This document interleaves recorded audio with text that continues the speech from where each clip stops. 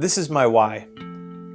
Now, looking at the picture, it's a seemingly a chicken head, a severed chicken head with a rivet through the eye and through the mouth. And I get it. It's really really quite disgusting.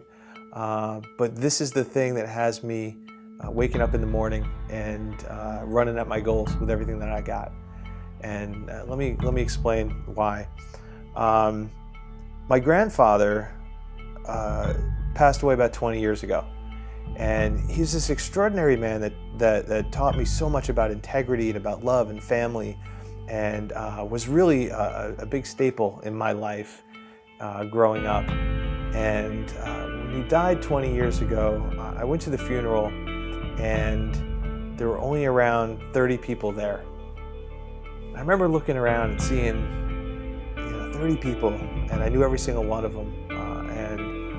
The youngest one there was my nephew. At the time was only around probably 4 or 5 years old. Now he's in his 20s. And I remember thinking that, he's going to be the last known person alive that knew my grandfather and, my nephew. And with that, when his time expires, it will be as if my grandfather never existed.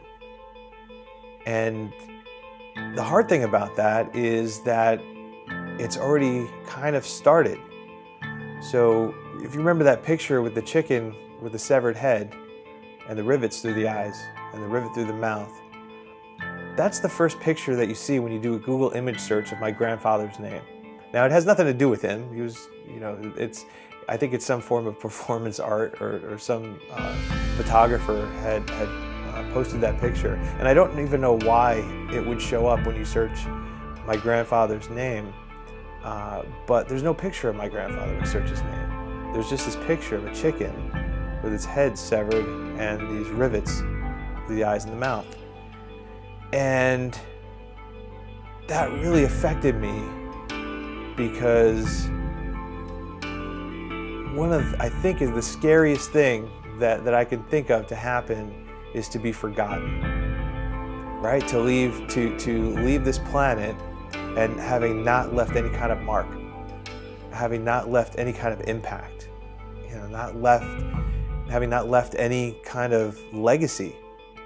And so when I start to feel as though I'm dragging, or I'm not getting done what I need to, or I'm not hitting my goals, or I'm at that point where I'm about to give up, that's when I look at that picture and I remember that I want to be somebody that leaves a legacy, that leaves something bigger behind me, because in 100 years from now, when somebody searches my name, I don't want them to see a picture of a chicken with its head severed and a rivet in the eye and a rivet in the mouth. I want them to see the impact that I made on this world.